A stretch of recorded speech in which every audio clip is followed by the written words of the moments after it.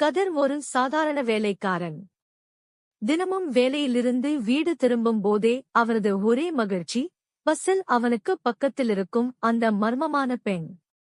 பெயர் தெரியாது, பேச்சே இல்ல, ஆனால் அவள் முகத்தில் இருக்கும் அமைதி கதிருக்கு ஒரு விதமான ஈர்ப்பை தூண்டியது. பலமுறை பேச நினைத்தான். ஆனால் கவனிக்காமல் அவள் எப்போதும் கைபேசியில் யாரோ ஒருவருடன் பேசிக்கொண்டே இருப்பாள். ஒரு நாள் பஸ் இடைநிலையத்தில் பழைய தொலைபேசி கடையில் அவள் நின்றதை கதிர் கவனித்தான். கைபேசியில் இல்லாமல் அவள் பேசியது அவனுக்கு ஆச்சரியமாயிருந்து. கதிர் தனது உள்ளத்தில் எழுந்த ஒரு ஆழ்ந்த சந்தேகத்தை தீர்க்க முடிவெடுத்தான். அந்த கடையின் மூதாட்டியிடம் சென்றான்.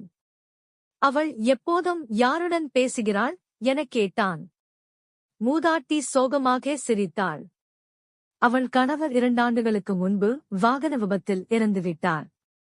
அப்போது அவளது கைபேசி அழகாக கொஞ்சிய கணவனின் குரல் பதிவோடு நிறைந்தது. ஆனால் அது பழுதாகிவிட்ட பிறகு அவள் தினமும் இங்கே வந்து தொலைபேசி தூக்கி பேசும்.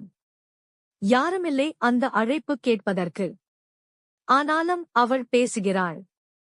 ஏனெனில் அதுதான் அவளுடைய காதல். கதிர் வெறித்ததாய் நின்றான். அன்றிலிருந்து அவளை பார்க்கும் கண்கள் மாறின. ஈர்ப்பும் இருந்தது. ஆனால் அதைவிட கௌரவம் அதிகமாக இருந்தது. ஒரு நாள் கதிர் அவளிடம் மெதுவாக சென்றான். ஒரு நாள் உன் கதையை நான் முழுமையாக கேட்பதற்கான உரிமை பெற்றவனாக ஆகலாம் என்று நினைக்கிறேன் என்றான்.